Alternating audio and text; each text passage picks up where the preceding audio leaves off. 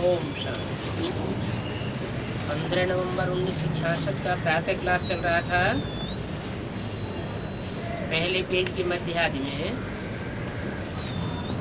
बात चल रही थी। बाप भारत में आते हैं तो पहले पहले भारतवासियों को ये निश्चय होना चाहिए कि बाबा हमको पढ़ाए रहे हैं, दूसरे देश वालों को नहीं पढ़ाए रहे हैं। पहले किसको पढ़ाए रहे हैं? हमको पढ़ाए रहे हैं। तो कितना रेगुलर होना चाहिए इस बात में, इस बात में रेगुलर होना चाहिए। अरे पढ़ाई में कितना रेगुलर होना चाहिए, माने बाबा की वाणी को रोज पढ़ने वाला होना चाहिए या सुनने वाला होना चाहिए। यहाँ हॉस्टल में नहीं रह सकते, हॉस्टल में सबको तो नहीं रख सकते। हॉस्टल रहने के लिए रखें तो फिर ढेर मकान बनाने पड़े।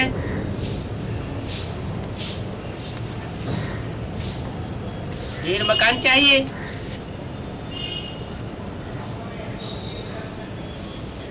तो कोई 7 रोज के लिए 4 रोज के लिए भी आते हैं रिफ्रेश होने,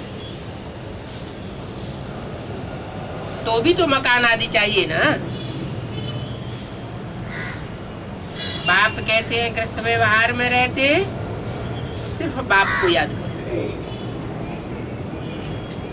बस, और बुद्धि में ये पक्का रखो कि बाप ही पतित पावन है, जो सबका बाप है। वो बाप कहते हैं कि मुझे याद करो,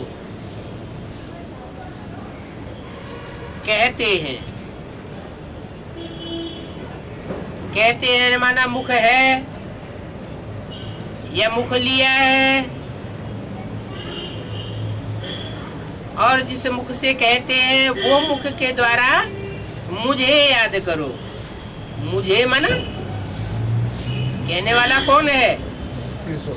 मुख वाला है जिसका अपना मुख है, या कोई और आत्मा है? और आत्मा, कोई और आत्मा है जिसका अपना मुख तो नहीं है, लेकिन मुकर्रर रूप में लिया हुआ है। तो कहते हैं मुझे याद करो। तो मैं कहता हूं कि तुम्हारे सारे पाप दग्ध हो जाएंगे, मुझे याद करेंगे तो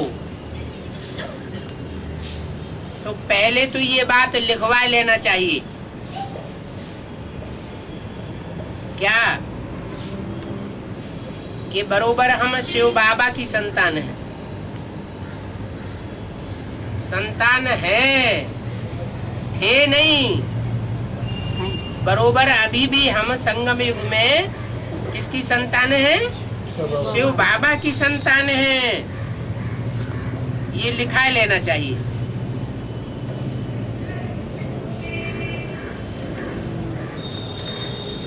बेसिक नॉलेज वाले भी तो लिखाई लेते हैं, कोई कोई से लिखाते हैं कि नहीं? वो भी तो लिखाते हैं क्या कि हम शिव बाबा के बच्चे हैं। फिर उनके लिखाने में अपने लिखाने में फर्क क्या हो गया? वो लिखाते हैं शिव बाबा माना ज्योति बिंदु, उसकी कोई पेक्युलरिटी नहीं हुई, कोई अता पता नहीं। किस मुख से बोलते हैं कि मेरे को याद करेंगे तो पाप भस्म हो जाएंगे।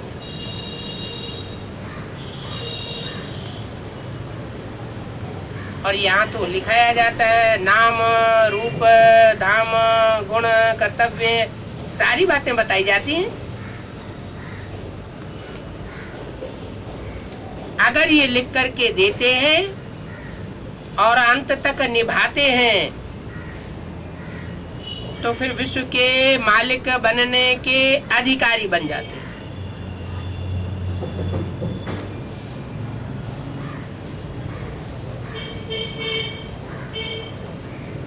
वहां तो फिर राजा रानी प्रजा आदि सब होते हैं और सब यथा राजा तथा प्रजा की स्टेज वाले होते हैं। प्रदर्शनी आदि में जो भी बच्चे समझाने वाले हैं उनको बाबा डायरेक्शन देते हैं कि मूल बात है, मूल बात की समझानी है। ऊंचते ऊंच भगवान एक है, ये बात कहाँ समझानी है? प्रदर्शनी। तो प्रदर्शनी में जब समझाएंगे ये बात तो कोई चित्र भी तो सामने होगा। कौन सा चित्र सामने होगा? है 32 किरणों वाला,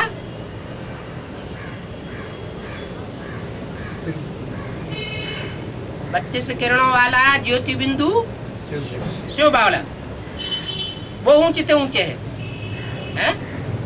ऊंचते ऊंचे और नीचते नीचे है। बात समझाने के लिए पर्सनालिटी होनी चाहिए या सिर्फ ज्योति बिंदु दिखा देने से ऊंचते ऊंचे और नीचते नीचे हो जाएगा? पर्सनालिटी चाहिए। वो पर्सनालिटी की बात लिख करके देवे, पूरा एड्रेस लिख कर देवे। तो ये बात प्रदर्शनी में समझानी है। क्या करेंगे प्रदर्शनी? कौन सा चित्र दिखाएंगे प्रदर्शनी में? वो बेसिक नॉलेज वाले तो ज्योति बिंदु का 32 किरणों वाला चित्र दिखाई देते कि उसके ये गुण हैं। अब गुण निराकार के होते हैं, निर्गुण के होते हैं या सगुण अर्थात साकार के होते हैं? गुण अवगुण तो साकार के होते हैं ना। जो निर्गुण निराकार है उसके तो कोई गुण अवगुण होने की बात ही नहीं, और वो भी इस सृष्टि में हो प्रत्यक्ष साक्षात, तो ऊंचते ऊंच और नीचते नीचे का सवाल पैदा होता है। परम धाम में थोड़े ही कहेंगे कि ऊंचते ऊंचे और नीचते नीचे। बात तो सब बात में आत्मिक स्थिति वाली। तो प्रदर्शनी में समझाना पड़े क्या? मूल बात क्या कि ऊंचते ऊंचे एक भगवान है। वो एक है तो वो एक सर्वव्यापी होगा या एक व्यापी होगा? तो जो ऊंचे ऊंचे है जिसकी तरफ इंडिकेशन करना है वो एक व्यापी समझाना है। और एक व्यापी कैसे समझावेगी?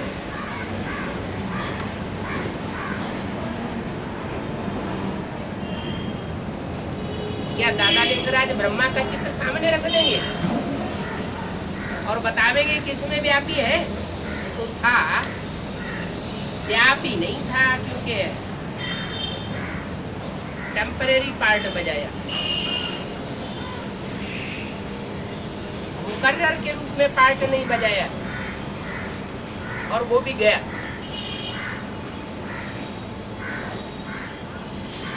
तो कैसे समझावेंगे? जड़ चित्र के द्वारा समझावेंगे।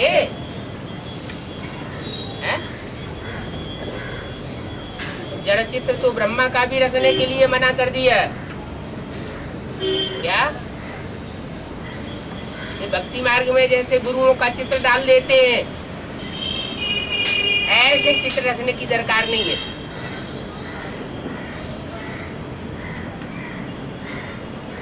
तुम बच्चों की तो चैतन्य चित्रों की प्रदर्शनी होनी चाहिए।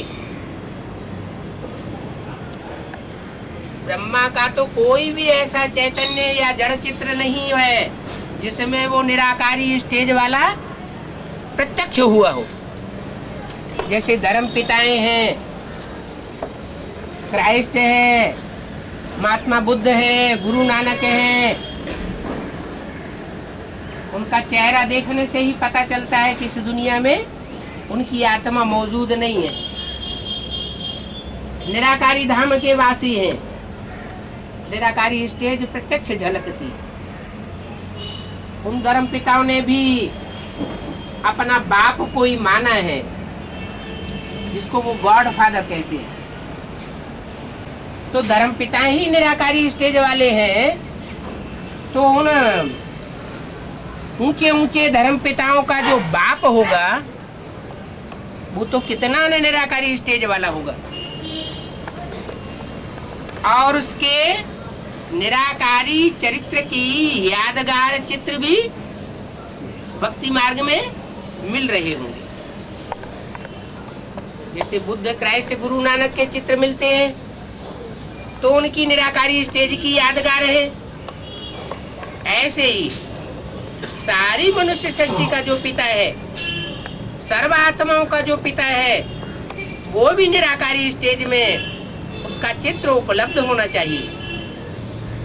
और चित्र होगा तो चरित्र करने वाला भी जरूर रहा होगा।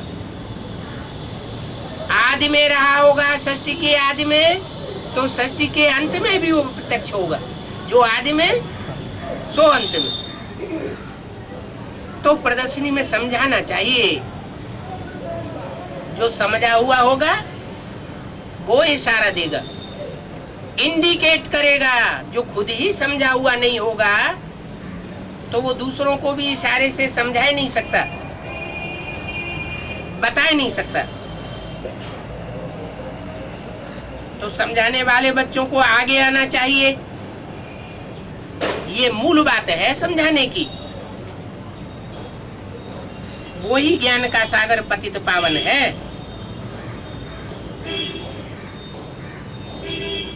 तो जरूर धन संपत्ति भी वो ही देंगे। हद की संपत्ति देंगे या बेहद की संपत्ति देने वाले होंगे? बेहद ज्ञान धन की संपत्ति देने वाले होंगे। कृष्ण तो नहीं दे सकता, क्योंकि कृष्ण तो 16 कला संपूर्ण, सर्वगुण संपन्न, संपूर्ण अहिंसक, मर्यादा पुरुषोत्तम, देवताओं के गुण वाला है। देवताएं अलग होते हैं और भगवान अलग गुणों वाला होता है। देवताओं के गुण अगर भगवान भी धारण कर ले तो इस सृष्टि की स्थापना, पालना और विनाश का कार्य नहीं करा सकता। चलो स्थापना का कार्य भी कराए, पालना का कार्य भी कराए, लेकिन पालना का कार्य तब तक नहीं हो सकता जब तक आसुरी सृष्टि का विनाश न हो जाए। और आसुरी सृष्टि का विनाश करने के लिए उसको विकराल रूप धारण करना पड़े, क्योंकि जो आसुरी आत्माएं हैं वो प्यार से मानने वाली नहीं होती। उनके लिए विकराल रूप धारण करना पड़ता है। लोहे से लोहा काटा जाता है, विष से विष मारा जाता है। तो इतनी विषयस दुनिया बंदरों में सल, इस विषय विकारों से भरी पूरी दुनिया को नष्ट करने के लिए और निर्विष दुनिया बनाने के लिए या प्रत्यक्ष करने के लिए उसे इस संसार में आकर के कहना पड़ता है, बच्चे चाहे तुम देवता हो या देवताई स्वभाव वाले हो और चाहे तुम राक्षसी स्वभाव वाले हो, जो हो जैसे हो मेरे हो। एक बाप के सब बच्चे एक जैसे तो होते ही नहीं है, तो भी बाप की यही इच्छा होती है कि ये बच्चा भी सुधर जाए। तो सबके सुधरने की स्टेज अलग अलग होगी। कोई 16 कला संपूर्ण सुधरेगा, संपूर्ण देवता बनेगा, कोई कम कला वाला बनेगा, और कोई कलाहीन बनेगा, लेकिन उसमें भी ग्रेड्स होंगे। पहले जन्म में हर आत्मा को जो भी बाप के घर से आवेगी वो निर्विकारी होगी, और अंत में जब वापस जाती है तो भी निर्विकारी होगी। जो जो इस सृष्टि पर आते हैं वो संग के रंग में आकर के नीचे जरूर गिरते हैं। उन नीचे गिरी हुई पतित आत्माओं को पावन बनाने के लिए उस एक बाप को ही आना पड़ता है। तो वो बाप आकर के बताता है कि मैं जिस रूप में आता हूं मुकर्रर रूप से, वो आदि से लेकर के अंत तक ऑलराउंड पार्टधारी आत्मा है। ये सारी सृष्टि का बीज है। बीज माना बाप, उसका बाप कोई नहीं होता। जैसे सब धर्मों में एडम और आदम आदि देव को इस सृष्टि का पिता माना है, समूची सृष्टि का बाप। भारत में भी मानते हैं कि एक ही व्यक्तित्व ऐसा है जिसका कोई बाप नहीं, एक पर्सनालिटी है, देव देव महादेव। वो सबका बाप है, सारी मनुष्य सृष्टि का। उसका कोई बाप नहीं। साकार और निराकार में एक बाप है, वो है शिव ज्योति बिंदु। वो सभी का बाप है। कीड़े मकोड़े पशु पक्षी पतंगे सभी आत्माओं का बाप है। तो वो बाप आकर के कहते हैं कि इस मनुष्य सृष्टि का जो पहला पत्ता है कृष्ण, वो तो पक्का पक्का देवता है, वो भगवान नहीं बन सकता। मैं जिसके द्वारा प्रत्यक्ष होता हूं वो भगवान का स्वरूप बन जाता है। जो जैसा होता है वैसा ही बनाता है। भगवान स्वयं भगवान की स्टेज वाला ऊंचे से ऊंचे पाठधारी है, तो क्या बना करके जाता होगा? भगवान आवेगा तो भगवान भगवती बना के जावेगा। सतयुग के राधा कृष्ण को भगवान भगवती का टाइटल नहीं दिया जा सकता। भगवान भगवती तो वो ही बनते हैं जिनको कोई भी जन्म नहीं दे सकता। राधा कृष्ण को तो शारीरिक जन्म देने वाले उनके माता पिता होंगे, जो डायरेक्ट नर से नारायण बनते हैं, नारी से लक्ष्मी बनते हैं, वही भगवान भगवती के टाइटल धारी हो सकते हैं। तो कृष्ण ये धन संपत्ति नहीं दे सकता। कृष्ण अपने बाल बच्चों को स्थूल धन संपत्ति देगा। जो ईश्वरीय बेहद की धन संपत्ति है ज्ञान की, वो कृष्ण की आत्मा नहीं दे सकती। अच्छा, कृष्ण की सोल में वो निराकार शिव प्रवेश करता है, प्रवेश तो करता है। और राम बाप की सोल में भी वो निराकारी ज्योति बिंदु प्रवेश तो करता है, प्रवेश करता है। तो जब दोनों में ही प्रवेश करता है तो एक दे सकता है और एक नहीं दे सकता है, ऐसे क्यों? क्या कारण? ये अलगाव क्यों कर दिया कि एक ईश्वरीय ज्ञान दे सकता है, दूसरा नहीं दे सकता? एक सिर्फ ईश्वरीय धन संपत्ति दे नहीं सकता और दूसरा ईश्वरीय धन संपत्ति दे सकता है। एक लौकिक धन संपत्ति दे सकता है।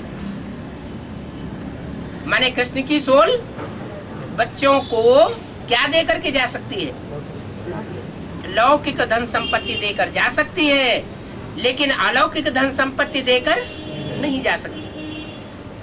भले वो अंतिम जन्म में ब्रह्मा का पाठधारी बनती है। ऊंचते ऊंच 3 मूर्तियां हैं, ब्रह्मा विष्णु शंकर। तो ब्रह्मा की पाठधारी बन करके भी वो ब्रह्मा वत्सों को क्या दे करके जा सकती है?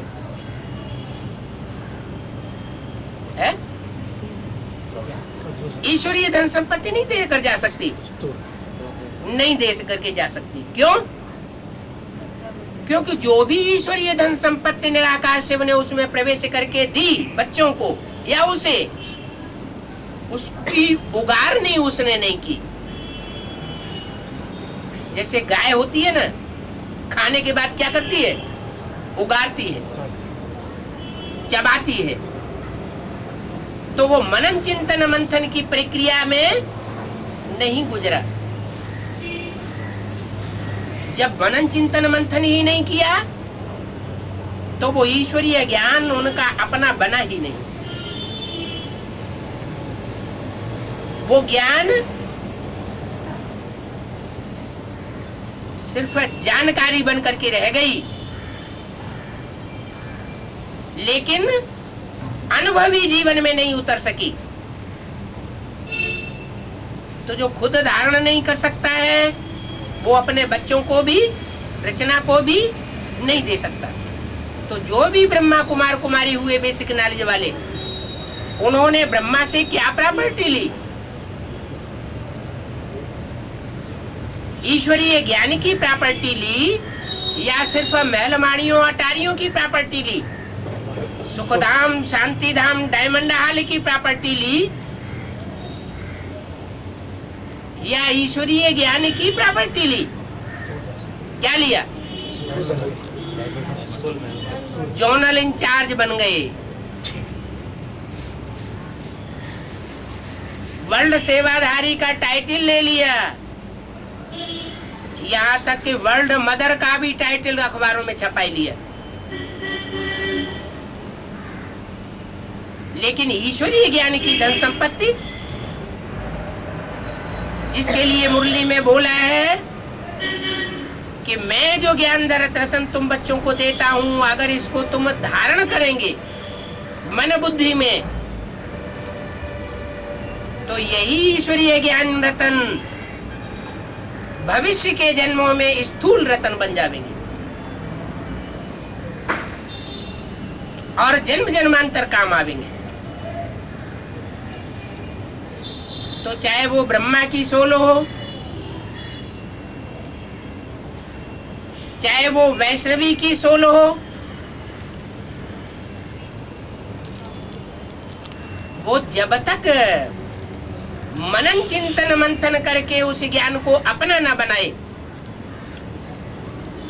तब तक वो ईश्वरीय ज्ञान की धन संपत्ति को, अपनी रचना को बांट नहीं सकती।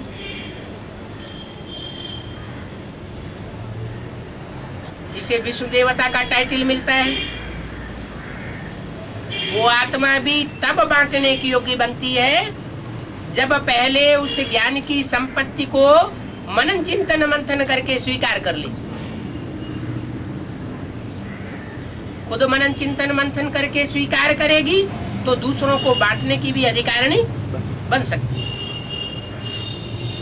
तो कृष्ण ये समझानी नहीं दे सकता, सुन सकता है, दूसरों को सुना सकता है, लेकिन इसकी गहराई में समझानी क्या है वो नहीं दे सकता। क्योंकि शिव बाबा के बिना और कोई भगवान है ही नहीं। बेहद का ज्ञान देने वाला एक भगवान ही है। ब्रह्मा विष्णु शंकर भी देवता हैं। वो देवता से भी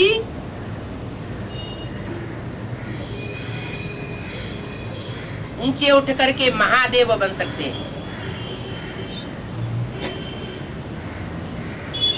महादेव बन करके सब देवताओं की कंट्रोलिंग पावर भी ले सकते हैं। लेकिन ज्ञान के दाता तभी बन सकते हैं जब ईश्वरीय ज्ञान की धन संपत्ति को अपने मन बुद्धि में धारण करे। जो गायन है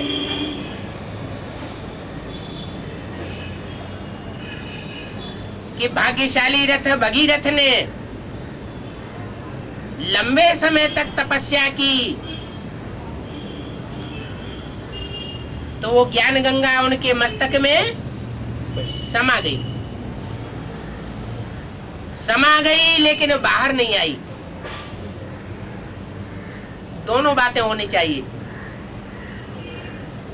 कोई ज्ञान की समझानी को अंदर तह तक समझ भी ले, लेकिन समझने के बाद दूसरों को समझाने योग्य अगर नहीं बनता, धारण कराने योग्य नहीं बनता, तो भी उससे कोई प्राप्ति होने वाली नहीं। तो ज्ञान की गंगा आई और जटाओं में समा गई, मन बुद्धि रूपी मस्तक में समा गई। उससे भी जगत का कल्याण तो नहीं हो सकता ना, तो दोबारा तपस्या करनी पड़ती है। जिसकी यादगार है ब्रह्मा के शरीर छोड़ने के बाद वो निमित्त बना हुआ ब्राह्मण, जिसको जनेऊ वेशधारी भी दिखाते हैं,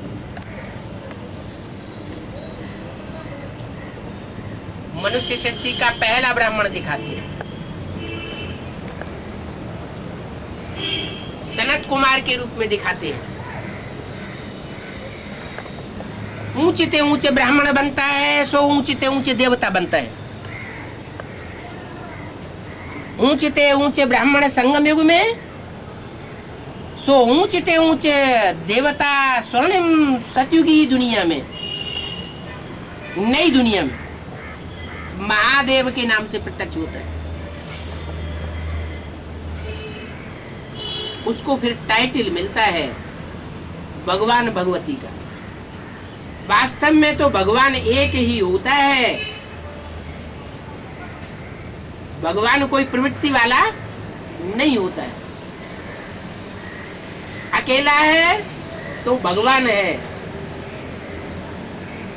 और जब प्रवृत्ति साथ में होती है तो कहा जाता है भगवान भगवती, लेकिन वास्तव में वो भगवान भगवती होता नहीं, वो लक्ष्मी नारायण कहा जाता है।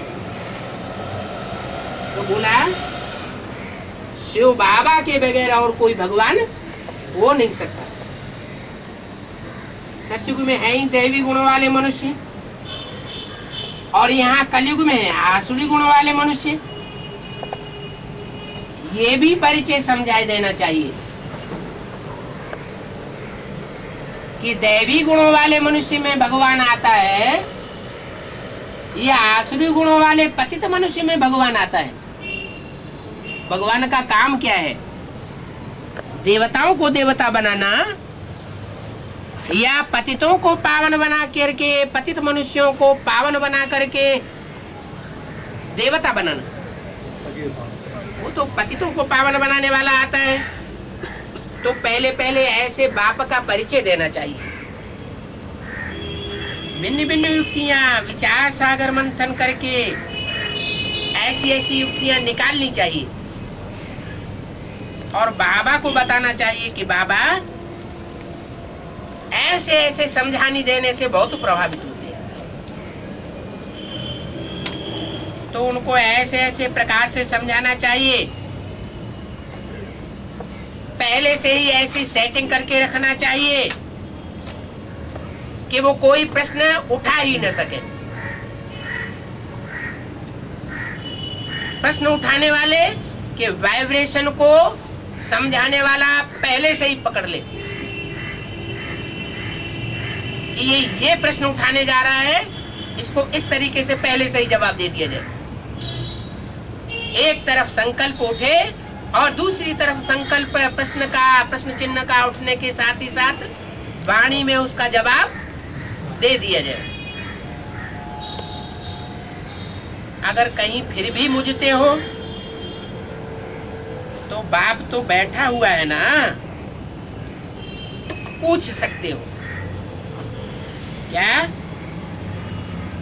यहाँ टाट टाट रख दिया,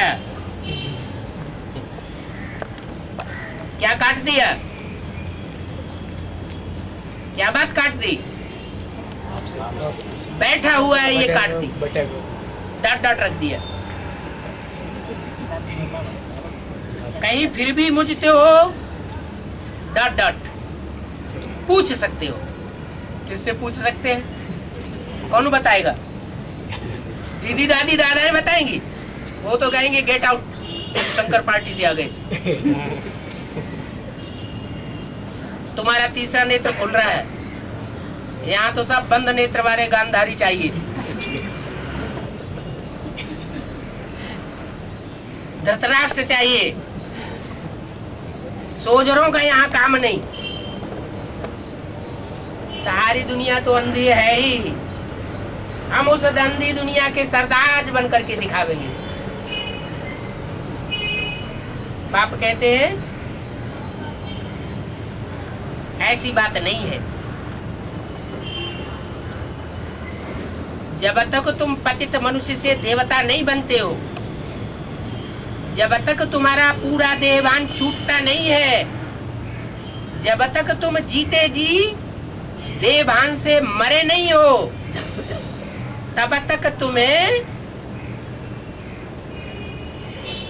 पीना है। क्या पीना है? ज्ञान अमृत।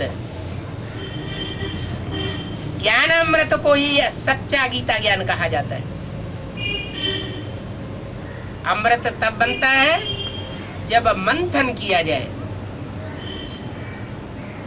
ब्रह्मा के द्वारा जो वाणी बोली गई, अगर उसका मंथन न हुआ तो वो ज्ञान अमृत नहीं कहा जा सकता। अभी तुमको वो ज्ञान अमृत मिल रहा है, बाप बैठा हुआ है, कोई भी प्रश्न का जवाब, ज्ञान युक्त जवाब ले सकते हो। बाकी दुनियावी बातों की तो बात ही नहीं। दुनियावी बातों में तो तुम्हारी आत्मा भी 63 जन्म लेती रही। शास्त्रों के भूसे को उठाने की भी बात नहीं, वो तो तुम 63 जन्म पढ़ते पढ़ाते आए। उस भूसे में भी जो सार की बातें हैं मैं तुम्हें खुद ही बताता हूं, तो पूछ सकते हो। इसलिए बाप कहते हैं पहले पहले बाप का परिचय देना। बच्चे और बातों की तिक तिक करने लग पड़ते हैं, तो जब तक बाप का परिचय किसी की बुद्धि में नहीं बैठा है, तब तक और डिटेल में ज्ञान सुनाने से कोई फायदा नहीं है। निश्चय कराना है इस बात का, बाप का निश्चय कराना है। बाप का निश्चय होगा तो आत्मा को अपने आप का भी निश्चय होगा, और ड्रामा की भी जानकारी मिलेगी। तो पहले बाप का निश्चय कराना, फिर आगे जाना। उन्हें निश्चय कराओ कि बाप ही विश्व का मालिक बनाते हैं।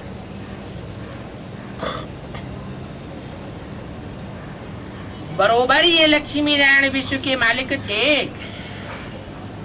पहले सतो प्रधान थे,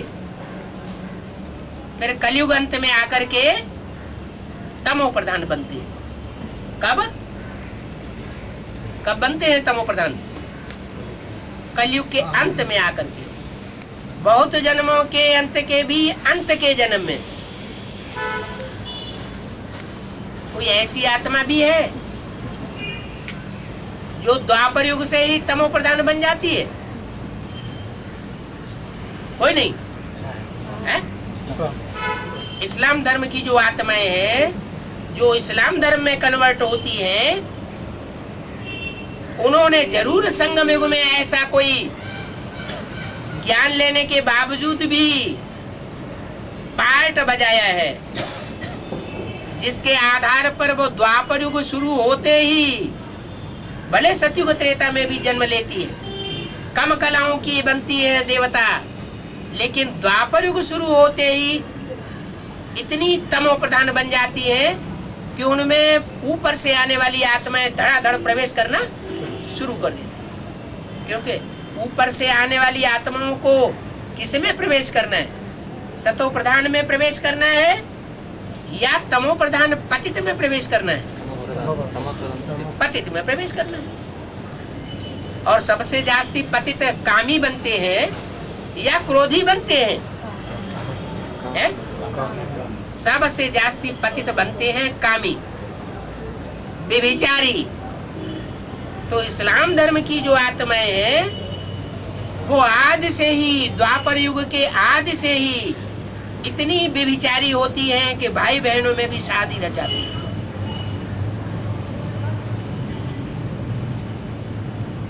उनका लक्ष्य है जनरेशन को बढ़ाना।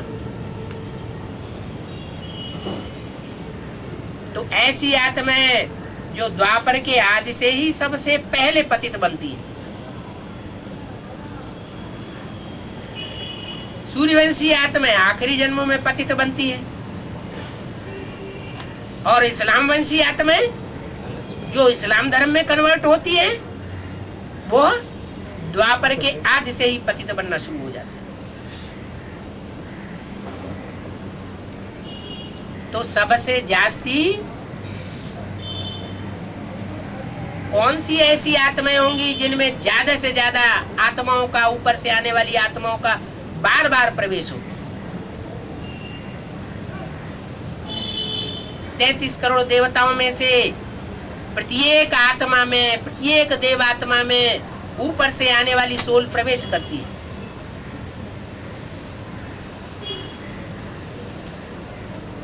ऊपर से आने वाली सोल प्रवेश करती है, पार्ट बजाती है। तो जिनमें प्रवेश होता है वो तो मुट्ठी भर है, थोड़ी है, 33 करोड़। और जो ऊपर से आने वाली आत्माएं हैं वो तो 500-700 करोड़ है।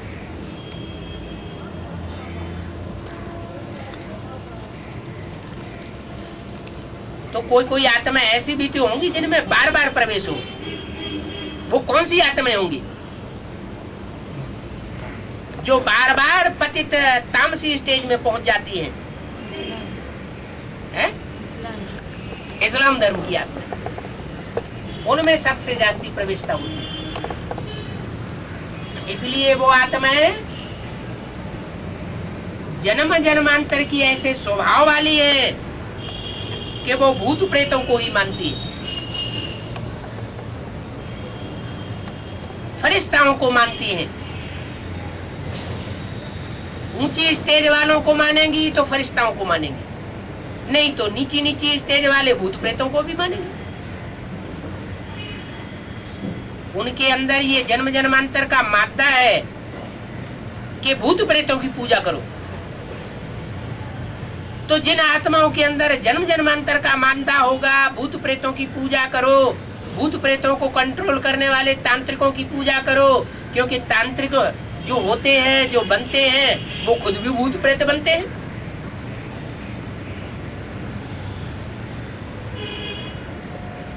तो संगम युग में ऐसी आत्माएं चुनाव होकर के जब ब्राह्मण बनेगी तो तांत्रिकों का आधार लेंगी या नहीं लेंगी? जरूर वो तांत्रिकों का आधार लेती है। भूत प्रेत की तरह पार्ट बजाने वाली ईविल सोल का आधार लेती है। जो श्रेष्ठ आत्माएं हैं, उन श्रेष्ठ आत्माओं को देखते हुए भी नहीं देखती, सुनते हुए भी नहीं सुनती। उनको अपना कार्य निकालने के लिए तामसी आत्माओं का ही आधार लेती। ऐसे नहीं कि सिर्फ सूक्ष्म का ही लेती है। जो समाज में गिरे ते गिरे लोग हैं, जो गुंडा वर्ग कहा जाता है, जोर जबरदस्ती करने वाला वर्ग कहा जाता है, कानून को तोड़ने वाला वर्ग कहा जाता है, उन आत्माओं का भी आधार लेते हैं अपना कार्य पूरा करने के लिए। क्योंकि उनका तो नारा होता है। कौन सा नारा होता है? जो मस्जिद में भी बोलते हैं। मस्जिद में जाते हैं तो जोर से बोलते हैं, क्या? अल्लाह, क्या हूं? अल्लाह।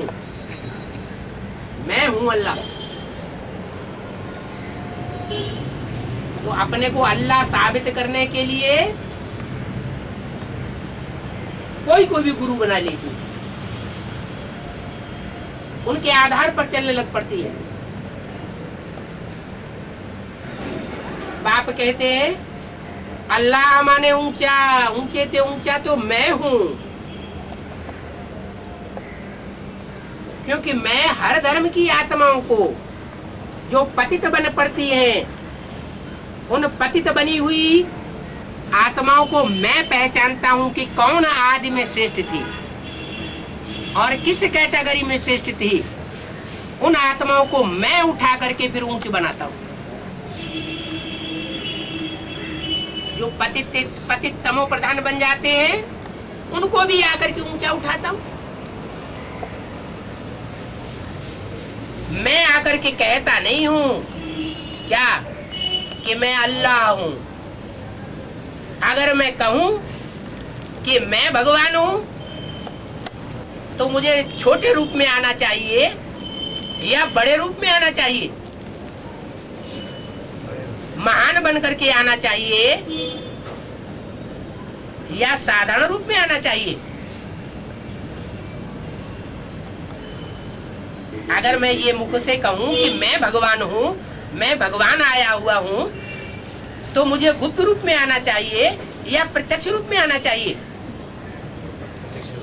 तो प्रत्यक्ष रूप में आ जाऊं। लेकिन मैं तो साधारण, अति साधारण तन में आता हूं, गुप्त रूप में आता हूं।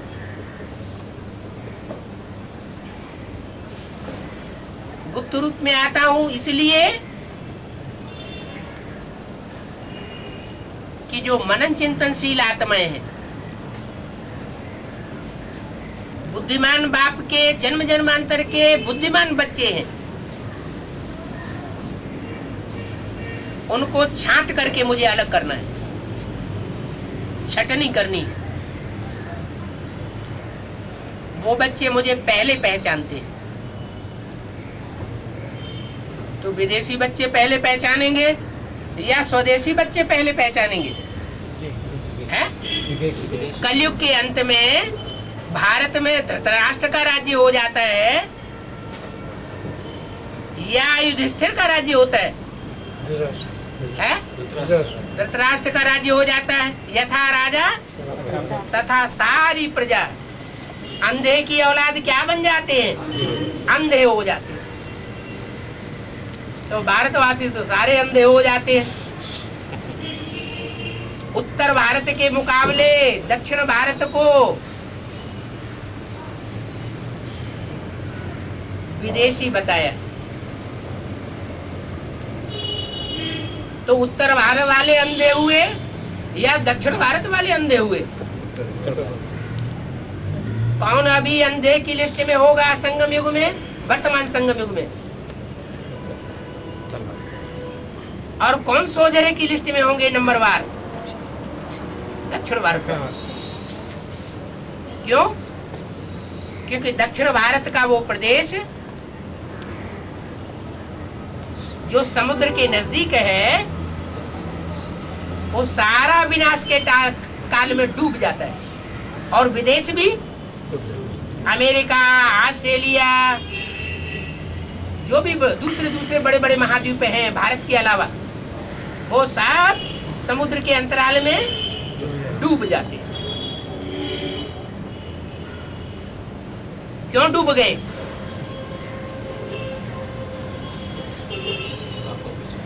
बुद्धिमान बाप के बुद्धिमान बच्चे वहां होते हैं इसलिए है? नहीं, बुद्धिमान बाप के बुद्धिमान बच्चे नहीं होते हैं।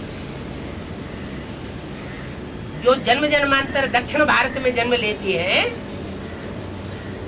जन्म जन्मांतर, वो बुद्धिमान बाप के बुद्धिमान बच्चे नहीं होते हैं। लेकिन जो आखिरी जन्मों में आकर के विदेशी बनते हैं, विदेशियों को उठाने के लिए निमित्त बनते हैं, वो बुद्धिमान बाप के बुद्धिमान बच्चे हो सकते हैं। इसलिए रुद्रमाला में एक भी मणका ऐसा नहीं है जो अंतिम जन्म में आकर के डबल विदेशी न बन जाए।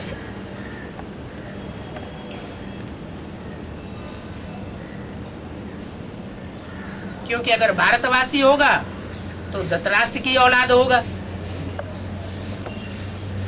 और विदेशी होगा तो भगवान बाप को पहचानने वाला। अच्छा, आत्मा स्वदेशी होती है या विदेशी होती है? यह आत्मा जिस शरीर में प्रवेश करती है वो शरीरधारी शरीर स्वदेशी होता है और विदेशी होता है। शरीरधारी स्वदेशी विदेशी होता है, आत्मा कभी भी स्वदेशी विदेशी नहीं होती। क्यों? क्योंकि आत्मा कहीं भी दुनिया में जाकर के जन्म ले सकती है।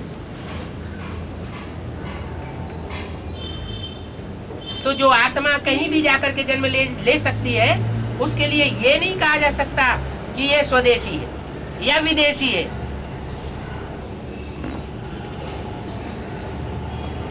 तो ये बुद्धि में झगड़ा नहीं आना चाहिए क्या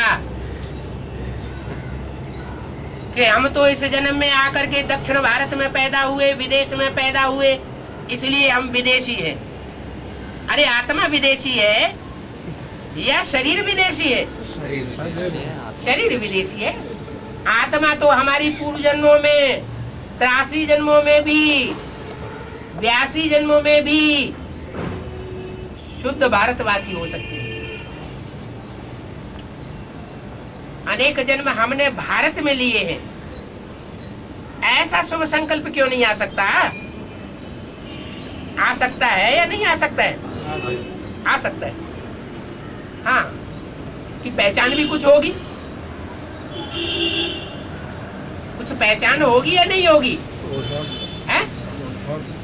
जो आत्मा जन्म जन्मांतर उत्तर भारत का जन्म लेने वाली हो और अंतिम जन्म में आके दक्षिण भारत या विदेश में जन्म लेने वाली बन गई हो, तो उसकी क्या पहचान होगी? बाप को पहचान। हाँ, बाप का पहचान। जो बाप की भाषा सो बच्चे की भाषा। बच्चा जन्म लेता है तो जिस माँ बाप के यहाँ जन्म लेता है वहाँ की भाषा जल्दी सीख लेता है। कोई बच्चा जल्दी सीख लेता है और कोई बच्चा 5-7 साल तक पूरा बोल नहीं पाता भाषा को। क्या कारण है?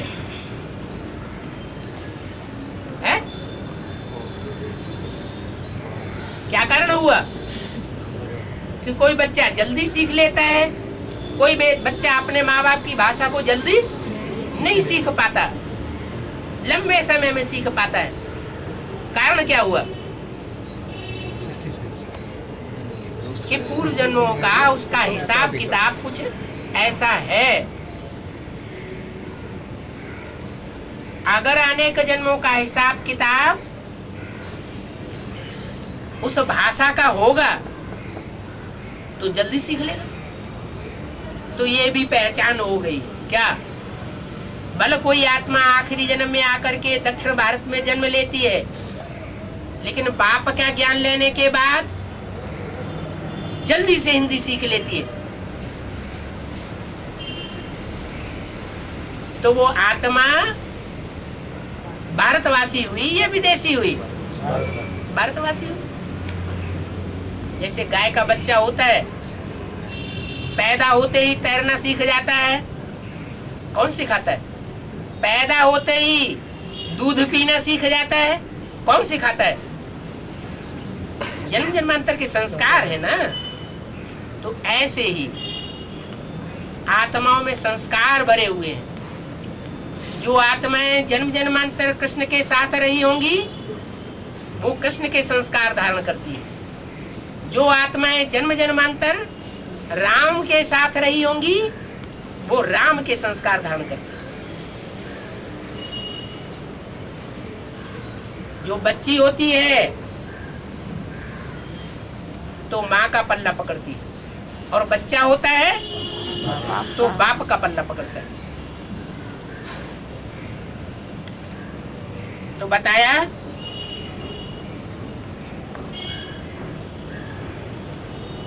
ये लक्ष्मी नारायण पहले पहले सतो प्रधान होते हैं, उनकी प्रजा भी सतो प्रधान होती है और आखिरी जन्म में आकर के तमो प्रधान बनते हैं। कैसे तमो प्रधान बनते हैं? अनेक जन्मों तक द्वापर और कलयुग में विदेशियों से टकराते टकराते अंत में आकर के तामसी बन जाते। तो बाप आकर के उन सच्चे बच्चों को फिर से उठाते हैं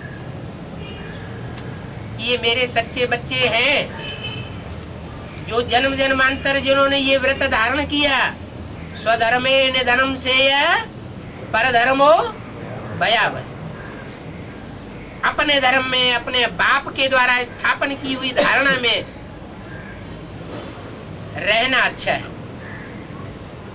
दूसरे की सिखाई हुई धारणाओं में रहना अच्छा नहीं, मर जाना अच्छा है। लेकिन जीते जी कन्वर्ट होना अच्छा नहीं। तो राम कहो, नर से नारायण बनने वाली आत्मा कहो, या उनके फॉलोअर्स कहो, वो जीते जी दूसरे धर्म में कन्वर्ट होने वाली आत्माएं नहीं होती है। जन्म जन्मांतर चाहे उनका बच्चा ही क्यों न हो, बच्ची ही क्यों न हो, दूसरे धर्म का धर्म पिता उसमें प्रवेश करके कन्वर्ट करके ले जाता है, तो भी उस बच्चे की तरफ आकर्षित नहीं होंगी और धर्म परिवर्तन नहीं करेंगी, कम से कम अपने धर्म पर अडिग होती है। फिर अगला जन्म भले जाकर के कहीं भी मिले, लेकिन जीते जी कन्वर्ट होना उनका स्वभाव संस्कार नहीं है।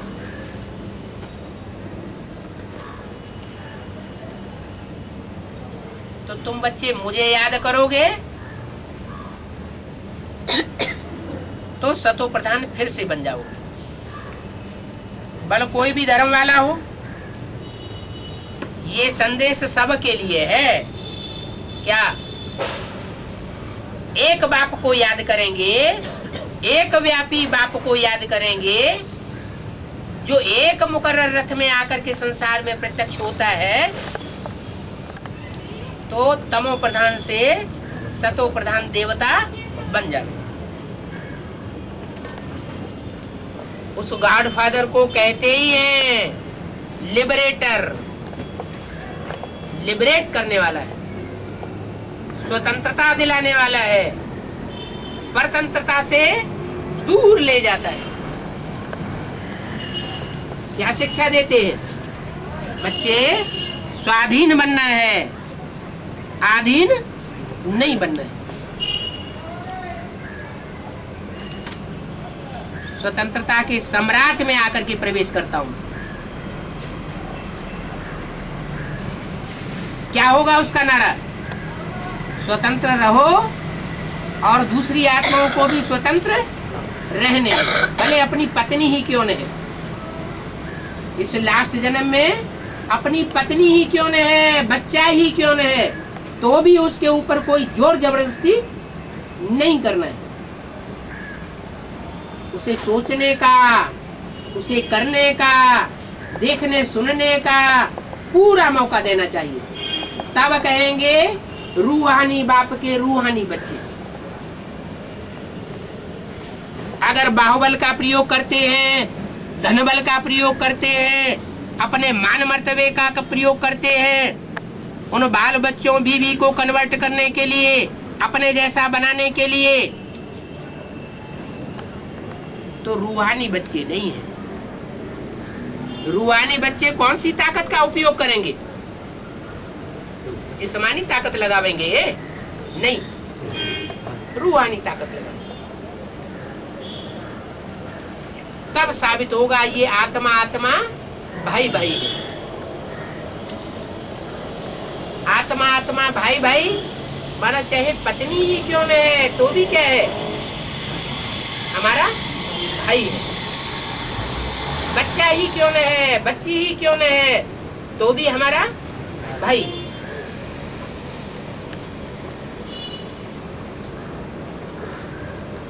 लिबरेट करने के लिए फिर यहाँ पतित दुनिया में ही आवेंगे ना। पतित दुनिया में ही बुद्धि पतित बन जाती है। किस तरफ गिरती है बुद्धि?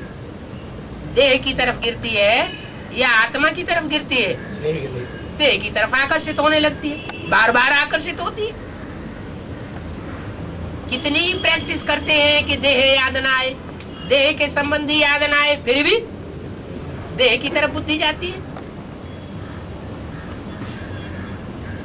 तो ऐसी देह के प्रति आकर्षित होने वाली जिनकी बुद्धि बन जाती है, मैं उनको आकर के पावन बुद्धि बनाता हूं। तो कौन सी दुनिया में आऊंगा? पतित दुनिया में आता हूं, और पतित तन में आता हूं, और कैसी बुद्धि वाले में आता हूं?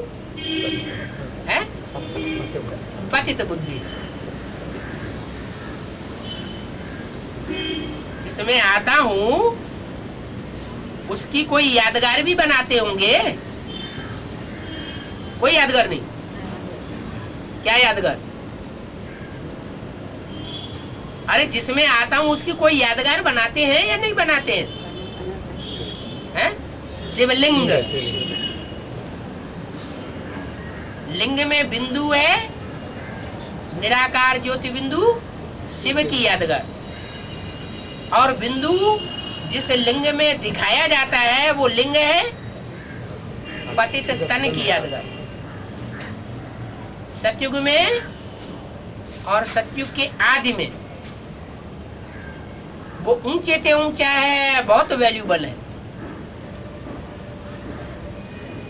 इसलिए द्वापर युग में जब भक्ति करते हैं तो सोमनाथ के मंदिर में हीरा दिखाते हैं। हीरा सोने से भी ज्यादा वैल्यूबल होता है। सतयुग में आत्मा सोने मिसल बन जाती है। तो जिस तन में प्रवेश करता हूं वो भी सतयुग में होता है या नहीं होता है? होता तो है। तो उसकी यादगार है,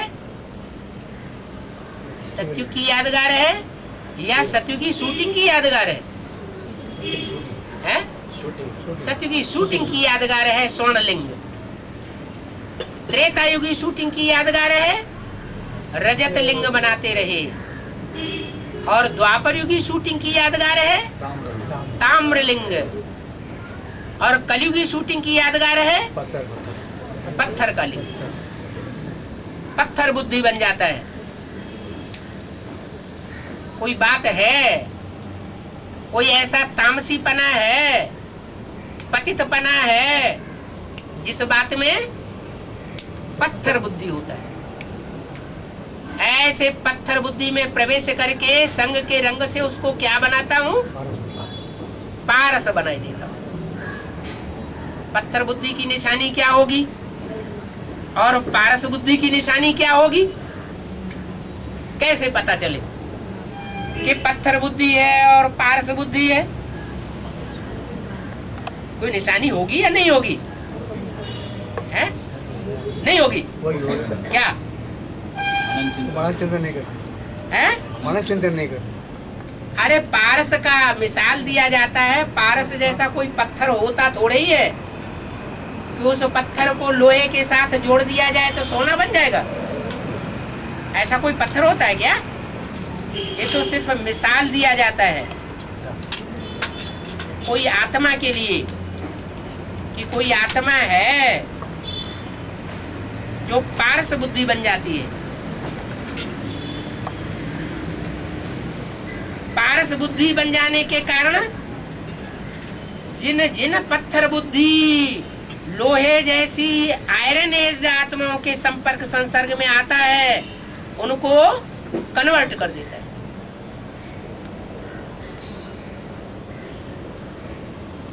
ऐसी भी स्टेज आवेगी पारसनाथ की कि दृष्टि से देखने मात्र से ही दृष्टि से सृष्टि का परिवर्तन स्पष्ट नजर आवेगा, बोलने की भी दरकार नहीं रहेगी। ये बोल बोल वाणी और दृष्टि, इन दोनों में सूक्ष्म पावर किसकी है?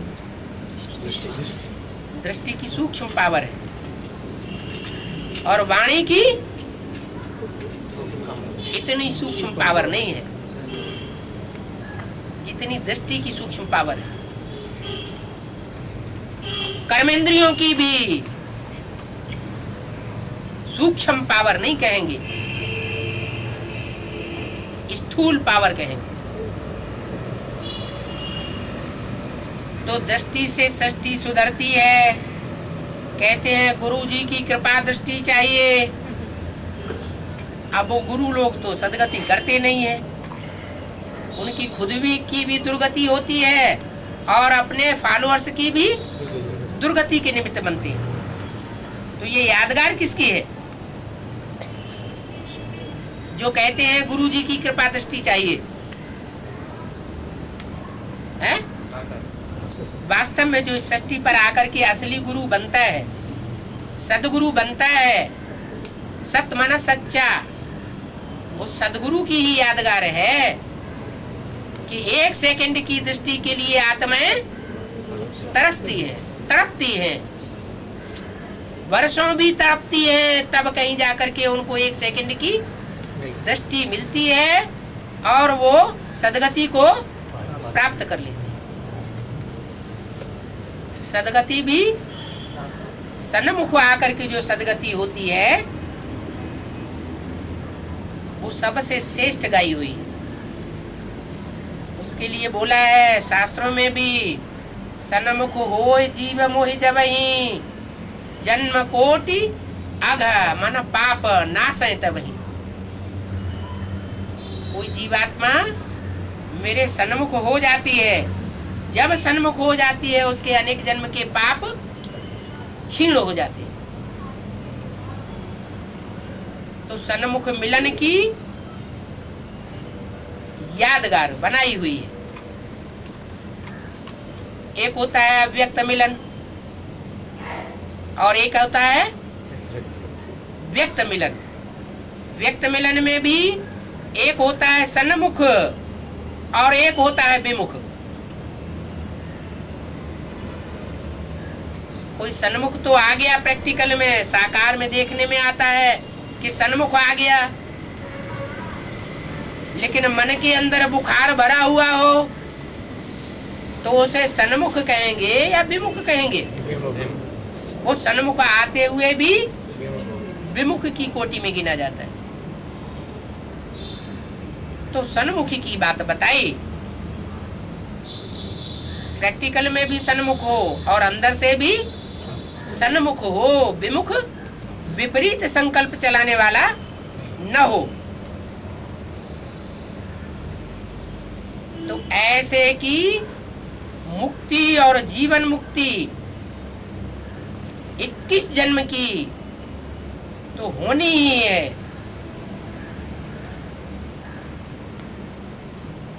लेकिन ऐसी भी आत्माएं हैं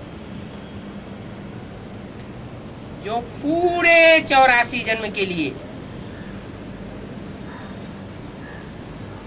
सुख का वर्षा ले लेते।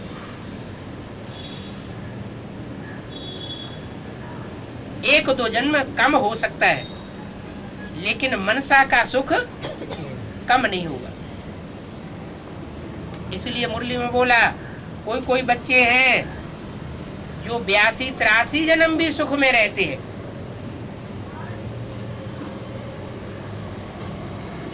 तुम आदि सनातन देवी देवता धर्म के बच्चे पौना हिस्सा सुख भोगते हो सृष्टि में, सब बच्चे। और दूसरे धर्म की आत्माएं आधा सुख भोगती हैं सृष्टि में और आधा दुख भोगती है, जो दूसरे धर्म में कन्वर्ट होती है। और तुम जास्ती सुख भोगती हो, नंबरवार। तो सुख का सागर बाप आया हुआ है।